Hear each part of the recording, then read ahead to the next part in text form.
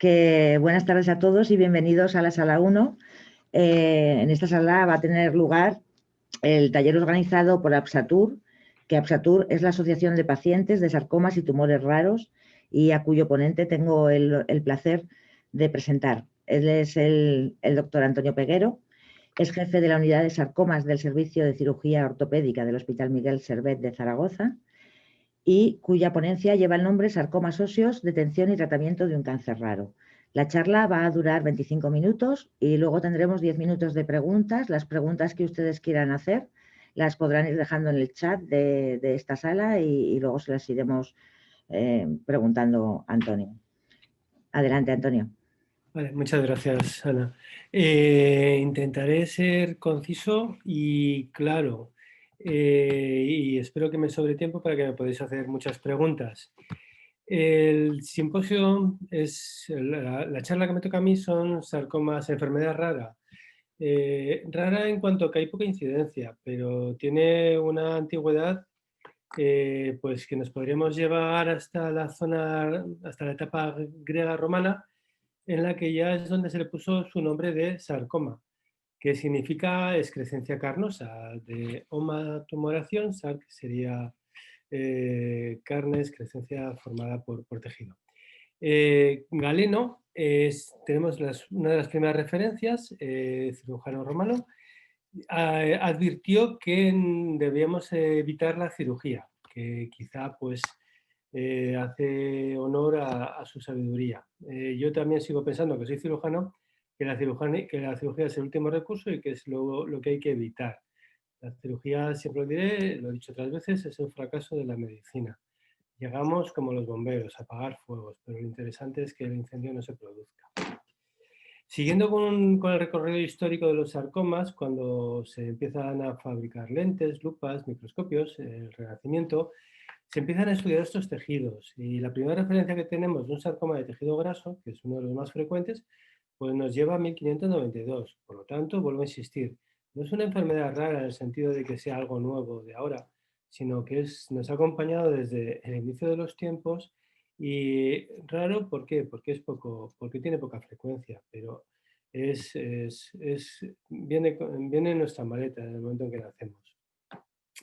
La primera clasificación seria, el primer estudio serio, considerándolo como tal, diferenciándolo de los otros tipos de tumoraciones malignas, pues lo podríamos ubicar a finales del siglo XIX, principios del XX.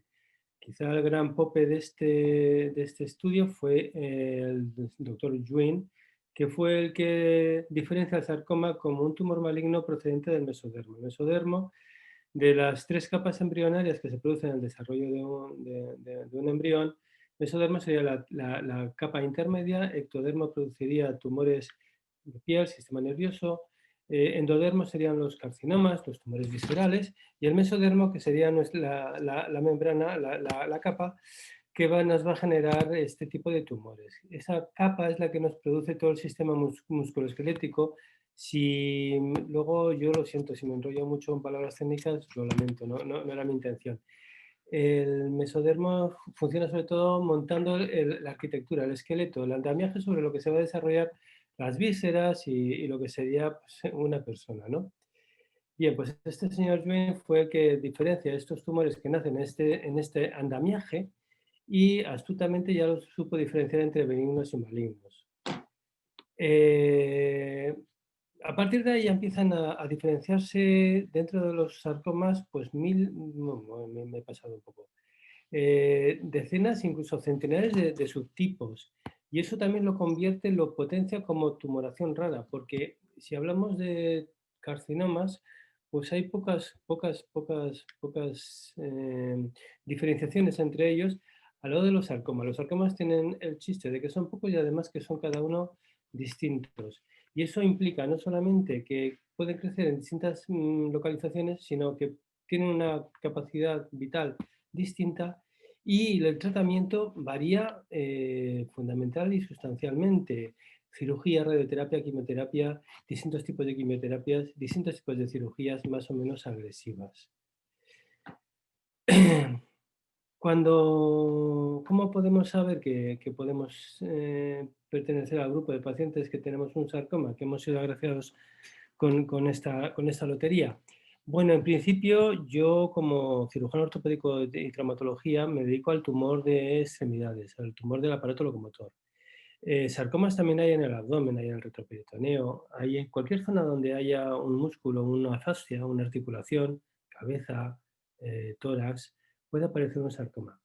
A los que yo me dedico son a los de extremidades, que son su localización más frecuente. Los signos de referencia claves son el bulto, ese bulto que aparece, que muchas veces lo vamos a relacionar pues con una contractura, con que me da un golpe y me ha salido un chichón y que ya se me pasará y no se me pasa. Ese bulto a veces puede ir acompañado de dolor, pero a veces no, solamente es un bulto. Dolerá cuando está cerca de un nervio o una articulación y es pellizcado en el movimiento. Y en ese crecimiento también puede hacer que el codo, el hombro, si el tumor está cerca de esas articulaciones, o la rodilla o la cadera, se muevan menos. En principio, y esta es nuestra hándicap, el diagnóstico siempre es tardío, porque tanto la población como los profesionales sanitarios pensamos que los tumores, que no existen los tumores en las extremidades, y siempre los relacionamos con golpes, abscesos, ganglios, gangliones, pero nunca o tardíamente pensamos que puede ser otra cosa más desagradable. Bueno, ¿cómo podemos saber que ese bulto que nos ha aparecido puede tener más importancia de lo que en principio se le estaba dando? Pues hay sobre todo dos patrones de alerta. Que mida más de 5 centímetros de diámetro, es decir, que pues 5 centímetros de diámetro es pues como una nuez. A partir de ese volumen algo está pasando que no debería de pasar. Y luego hay otra referencia que es que el tumor, bulto, si aparece en la piel en planos muy próximos a la piel, tiene mejor pronóstico. Los que aparecen profundos, que cuesta notarlos y que además al moverlos, al tocarlos, no deslizan, sino que están como anclados, como con raíces, eso nos tiene que dar mala espina. Eso nos tiene que hacer ir caminando ya pidiendo cita al médico. Una vez que llegamos a él y el médico astutamente piensa que ahí puede haber algo más que un chichón, pues nos tendrá que pedir una serie de exploraciones de imagen. Las más básicas y que nos siguen siendo de importancia y trascendencia, que nunca hay que obviar, sería una radiografía simple. La radiografía simple nos va a dar mucha información de los tumores que crecen en el hueso. Mientras que la ecografía, que a día de hoy también es una exploración básica, que no tendría por qué tener gran demora en realizarse, no tendría, no digo que no tiene, sino que no debería, pues nos hablará más de los tumores de partes blandas. Ojo, son mucho más frecuentes los sarcomas en partes blandas que los de hueso. Los de hueso son más espectaculares, se llevan la fama, pero los sarcomas de partes blandas, pues yo diría que su proporción sería de 2 a 1 en relación con los de hueso. Y son igual de agresivos y nos pueden dar el mismo disgusto que un sarcoma de hueso. Mucha gente a veces cuando les operas o les informas de que tienen un sarcoma, te dice, pero no me ha tocado el hueso, porque parece que si toca el hueso es muy malo y si no toca el hueso es menos malo. No es así, no tiene nada que ver. Y más adelante ya hablaré de los tipos de cirugías. Se puede resecar grandes fragmentos, porciones de hueso y luego reconstruir, y eso no induce mayor incapacidad que si fuera solamente de partes blandas. No me he explicado muy bien, pero vuelvo a decirlo. Un sarcoma de partes blandas, de músculo, grasa, piel, tendones, puede exigir una cirugía tan agresiva o más que sacrifique capacidad funcional que si afectara al hueso. El concepto tumor que toca hueso es más malo que el que no, eso no es correcto. Más adelante, cuando la ecografía o la radiografía nos digan que aquí está pasando algo y ya lo tengamos localizado, pues habrá que investigarlo en profundidad. ¿Cómo? Pues bien, con el escáner, con el TAC. El TAC nos hablará muy bien de tumores que afectan a hueso. La resonancia también nos informa muy bien de tumores que afectan al hueso, pero mucho mejor de tumores que afectan a partes blandas.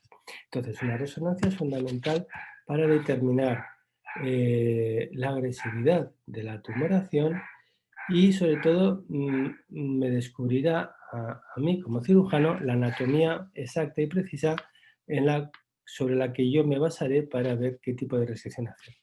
Por último, menciono el PET-TAC, es una combinación de un estudio metabólico y de imagen en el cual nos va a informar de la agresividad, de la capacidad de hacernos daño de esa tumoración, combinándola con imágenes. Sin embargo, para una planificación quirúrgica es mucho mejor la resonancia que el PET-TAC. Lo digo porque no por ser una prueba más cara o más rara nos puede ser de más utilidad. Muchas veces una ecografía nos puede ser más útil que una resonancia y casi siempre una resonancia a nivel de cirugía nos da mucha más información que un PET-TAC. Bueno, pues una vez que hemos terminado el estudio de la imagen y ya sabemos un poco por dónde van los tiros de la localización geográfica, tendremos que ponerle nombre y apellidos a ese bulto que está creciendo. Y la única forma que lo tenemos en los sarcomas es haciendo una biopsia. La biopsia es clave en el proceso tanto del diagnóstico como del tratamiento. Una biopsia mal hecha es capaz de matar o es capaz de hacer que una extremidad que podría haber sido conservada sea sacrificada. Es clave. Por lo tanto, se ha de realizar una vez que ha terminado todo el proceso diagnóstico, no hay que dejarse llevar por prisas. Hay que tener unas buenas imágenes porque luego la biopsia va a cambiar la imagen. Entonces, la biopsia va a la última. Y es importante que sea el equipo que va a hacer la intervención definitiva el que haga la biopsia. Y sobre todo y ante todo y bajo todos los conceptos, aunque no sea el equipo que va a hacer la cirugía, tiene que ser un cirujano que sepa de qué está, con qué está tratando, qué quiere hacer. Porque, repito, una biopsia mal hecha puede llevar al traste a un tratamiento correcto. En agosto, hace poco, hemos tenido un caso que ha terminado con la pérdida de extremidad y no es el primero y, desgraciadamente, no va a ser el último. La biopsia, ¿cómo hacerla? Se puede hacer o bien quitando todo el tumor y se manda a analizar, prohibido.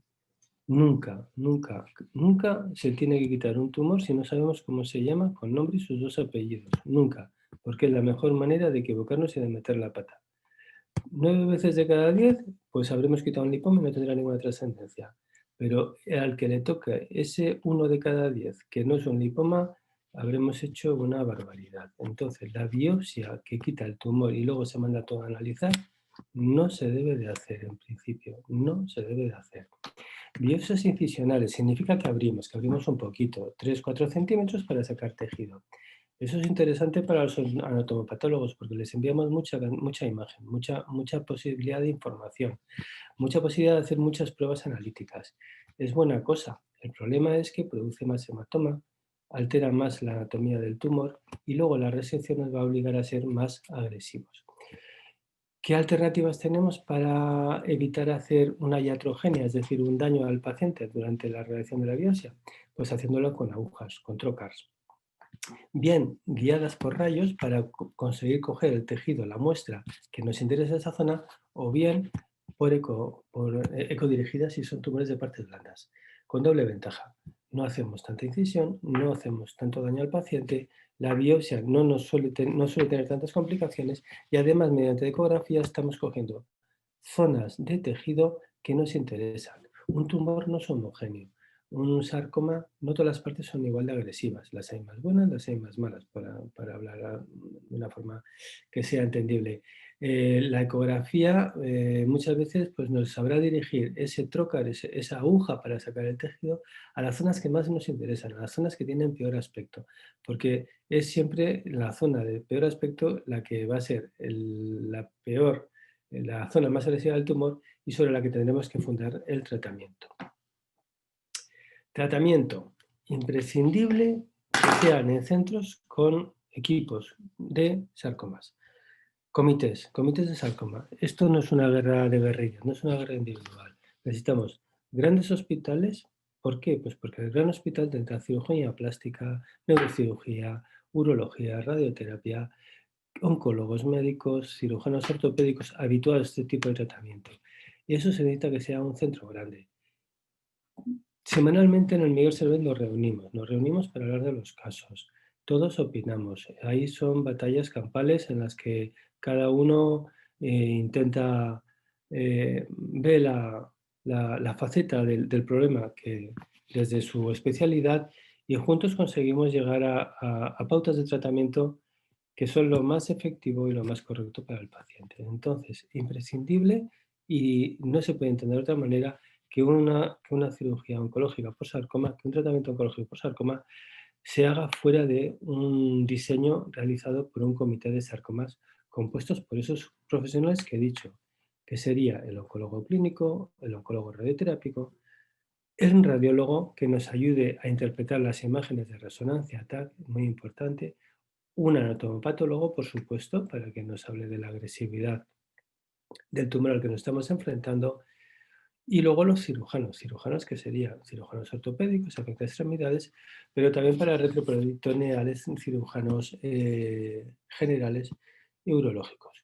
Yo, a título personal, cuando mejor, más cómodo estoy en un quirófano, es cuando estoy colaborando con compañeros de cirugía de otras especialidades.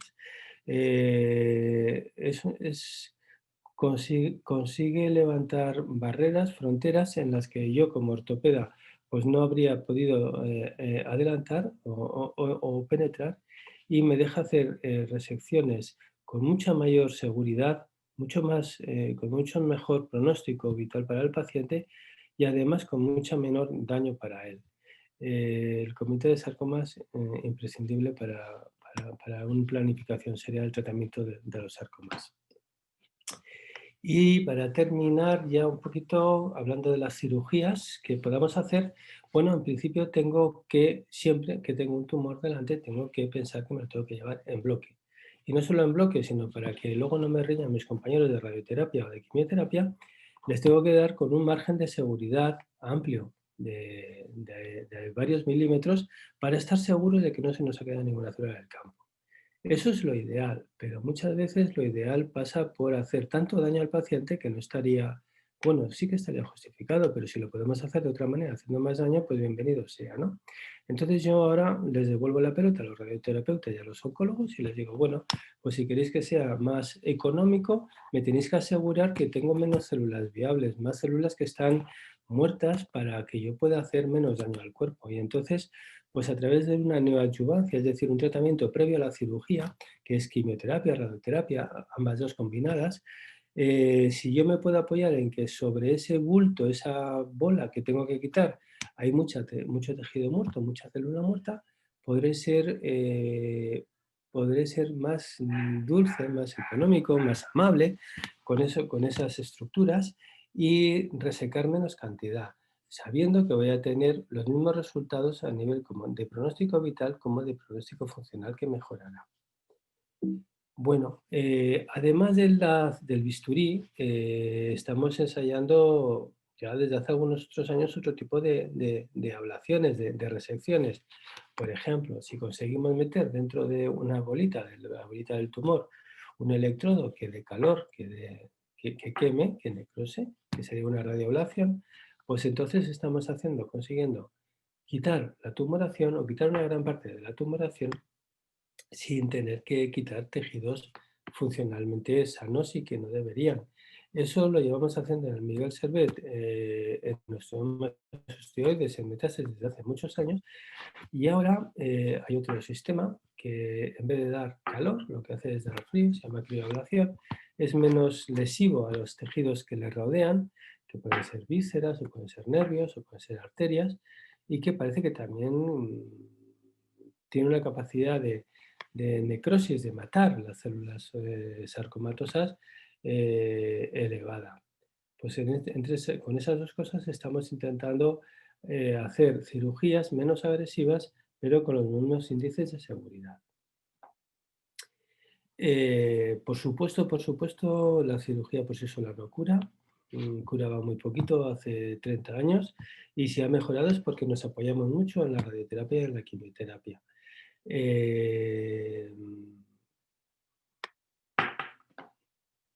Y dentro de las cirugías en las que yo estoy haciendo el Miguel Servet, pasando ya a las partes de cómo reconstruir, porque ahora lo que tenemos que hacer es quitar el tumor, ya lo hemos hecho, ahora tenemos que reconstruir. Es decir, si me he llevado medio fémur, si me he llevado medio muslo, ¿cómo voy a reconstruir eso? Hay casos que son fáciles porque el paciente afortunadamente se ha dado cuenta relativamente pronto y eso no ha crecido demasiado. Y la reconstrucción de ese trocito de hueso pues es fácil. Pero hay gente que viene pues con tumores ulcerados, con tumores abiertos, infectados, sobreinfectados, con fracturas sobre esas tumores que han debilitado. Y tenemos en nuestro arsenal pues varias formas. Hablando de huesos, cuando el tumor afecta a la articulación, pues serían las prótesis de reconstrucción tumoral. Hoy por hoy tenemos en el mercado prótesis de reconstrucción tumorales con las que podemos reconstruir prácticamente todo el húmero, incluido el codo y la mitad del antebrazo. Podemos reconstruir la pelvis, podemos reconstruir el fémur, podemos reconstruir rodilla, cadera, mitad de pierna, tobillo. Eso con prótesis metálicas, por decirlo así, endoprótesis. Podemos combinarlas con injertos de hueso que tienen la ventaja de que al paso de muchos años acaban integrando, incorporándose en el esqueleto, mientras que las prótesis siempre estarán ahí no incorporadas y con un riesgo de fatiga de metal y que acabe fracturándose. De todas formas, las prótesis que tenemos en estos momentos son prótesis que pueden aguantar 15, 20 años perfectamente. En cuanto a resecciones de partes blandas que podemos llevarnos los músculos, piel, tejido graso, nos podemos llevar media pierna, medio muslo, la mandíbula, a lo mejor. Con injertos vascularizados se consiguen resultados increíbles hace 15 años. Podemos reconstruir fémur y permitir que el paciente apoye y reconstruir defectos que hace 10 años eran totalmente dirigidos hacia la amputación. Sobre pelvis podemos construir también pelvis con hueso de donante. La donación es importante de tejido, necesitamos hueso. Y en ese aspecto España es generosa y en el momento en que necesitamos un hueso, por muy raro que sea, aunque sea media pelvis, medio fémur, media tibia, en una semana está disponible. Tenemos prótesis para los niños, que los sarcomas desgraciadamente también afectan mucho a los niños, que nos dejan que sigan creciendo. El problema de los niños, cuando les quitábamos un sarcoma del hueso, nuestro sarcoma, un sarcoma de Schwann, era que si les poníamos una prótesis de adulto, pues claro, luego él seguía creciendo y generaban dismetrías inaceptables de 5, 8, 12 centímetros. Actualmente, y en Zaragoza este año hemos puesto 2 de ese tipo de modelos. Hay sistemas modulares de prótesis que a través de un sensor podemos hacer que vayan creciendo como si de un hueso fisiológico fuera, y el niño en su etapa pre y adolescente seguir teniendo su desarrollo esquelético normal, entre comillas, sin cojeras y sin dismetrías, y estamos teniendo buenos resultados con ellos.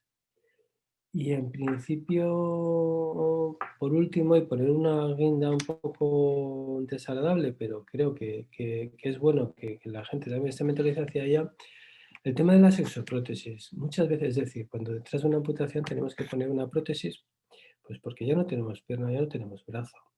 No es lo peor que puede ocurrir. Lo peor que puede ocurrir es intentar descerebradamente salvar algo que no tiene sentido, algo que no va a ser más que una fuente de dolor, de infección, de rigidez, de molestias, de no saber dónde meterlo. Estoy hablando de extremidades que no tienen sensibilidad y que acaban siendo una pesadilla y que después de un peregrinaje de 3, 4 o 5 años de estar ingresado en el hospital, hacer 10, 12, 14 intervenciones, lo que estamos haciendo es perder años muy bonitos de vida sacrificándolo en aras de algo que no tiene ningún sentido funcional y que a lo mejor es mucho más razonable el saber en un momento renunciar a esa extremidad para empezar a disfrutar de la vida. En mi experiencia como cirujano, que es en algunos años, han sido siempre los pacientes, o muchas veces, otras veces he sido yo, muchas veces son los mismos pacientes los que me han dicho, oiga doctor, basta ya, vale ya, yo quiero dejar de estar viviendo en el hospital, vamos a solucionar esto para que yo pueda seguir haciendo mi vida. Y casi siempre que me lo han pedido, no, casi siempre no, siempre han tenido la razón. Y con esto ya cierro mi charla. No sé si me pasa mucho. No, Antonio, ha sido perfecto de tiempo. Nos quedan un poquito menos, de 10 minutos para ver si alguien tiene alguna pregunta. Nos la puede escribir en el chat y yo se la traslado a Antonio. Estamos algo más de 40 participantes. Me da mucha rabia no verlos, pero bueno, están allí. Si alguno quiere hacer alguna pregunta, nos la puede escribir. Yo, Antonio, si no, te voy a preguntar, ¿qué le pedirías tú? ¿Qué le pedirías a la administración? Pues a la administración, a los poderes públicos, a los que nos dan el dinero y los medios, pues tenemos que estar ahí dándole la vara y decir que este problema es grave, porque aunque afecta a poca gente, es grave porque detrás de ellos se arrastran sus familiares y tiene que ser consciente. El hecho de que sean pocos los afectados hace que a lo mejor políticamente no sea rentable, pero la trascendencia que tiene el problema es similar, tiene la misma magnitud que cualquier otro problema en la que estemos hablando de vida y de función. Entonces, pues, ¿qué tienen que hacer?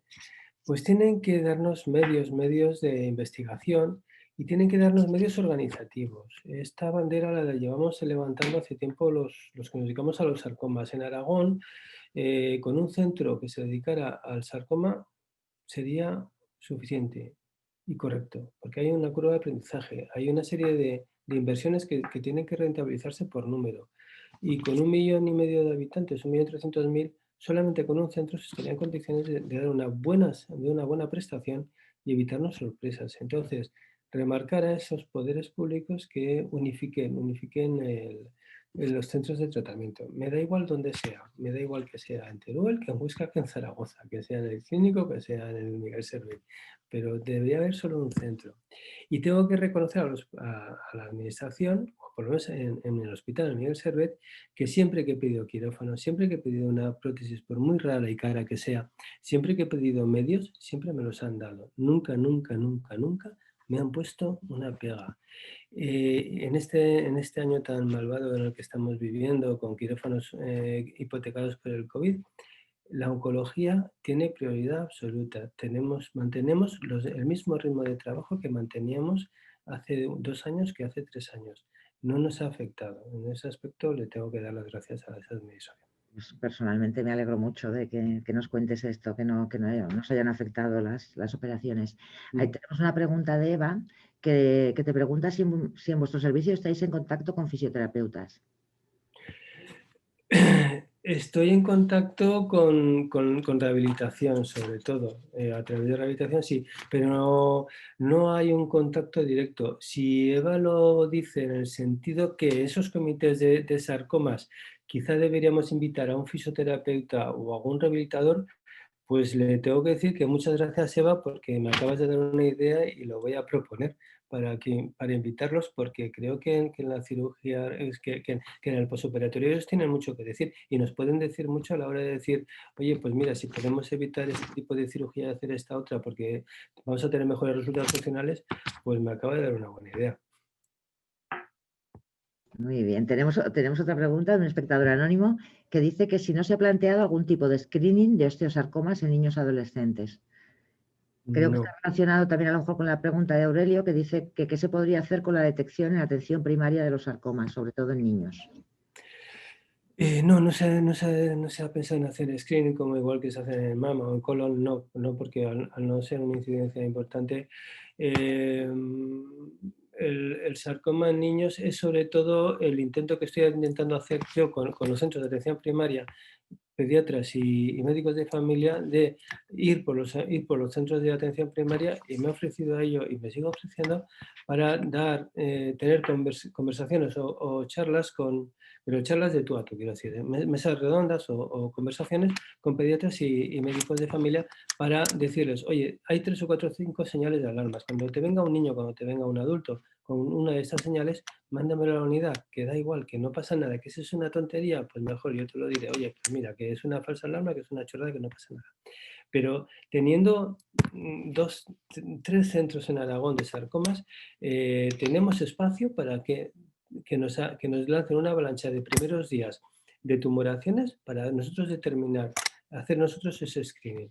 Si hiciera falta, y eso se lo he dicho yo en el salud, si hiciera falta que nos diéramos una vuelta por los centros de salud para que puntualmente un día al mes centralizaran esos tumores erráticos en musculoesqueléticos que pueden ser sospechosos de algo, yo estaría encantado. Lógicamente en este momento no, porque en este momento estamos en lo que estamos y bastante tenemos los centros de primaria para atender lo que están atendiendo. Pero cuando pase esta pesadilla, eso siempre lo estoy lanzando. Bueno, y como última pregunta, porque ya se nos acaba el tiempo, Susana pregunta sobre la crioblación. ¿Puede ser para todos los sarcomas o depende de la ubicación, del tamaño y si se hace en Zaragoza? Se hace en Zaragoza y valdría para todos los sarcomas porque lo que hacemos es congelar, pero congelas, matas por frío, ¿no? Puedes matar por calor, también el hielo pues produce quemaduras, produce necrosis. No es el bálsamo de Fierabras, no es una vacuna mágica que nos va a curar de todo, es una herramienta más. No vale para todos los sarcomas, porque no asegura la esterilización del 100% de las células tumorales. Sí que está indicado en aquellas zonas que por localización muy complicada, en la que para llegar a ellos tendríamos que hacer mucho daño en el abordaje, o porque al estar tan cerca de estructuras vitales como pudiera ser, no sé, pienso en la ilíaca común o en el nervio ciático o en el nervio axilar, vamos a hacer más daño que beneficio, y entonces sí que podría estar indicada la criablación. Esta técnica se maneja sobre todo en el territorio de tumores de mediana agresividad, no de alta agresividad en las que se nos puede escapar con el metástasis. Bueno, Eva te ha dado las gracias y el espectador anónimo también. Dice que le parece muy buena idea que en el equipo pueda haber un fisioterapeuta, que esto ayudaría a recuperarse antes de la intervención. Seguro. Llegamos ya al tiempo. Muchas gracias, Antonio. A mí me ha parecido muy interesante tu charla, además muy valiente, hacerla así sin presentación y a pelo. A mí me ha gustado mucho. Gracias. Me ha gustado mucho porque es verdad que ver la cara y la presencia pues, es mucho más cercano. Y bueno, despedir a todos los participantes que pueden ya ir a la sala del taller al que desean asistir, y el que quiera quedarse aquí, pues en un minuto comenzamos con el siguiente taller.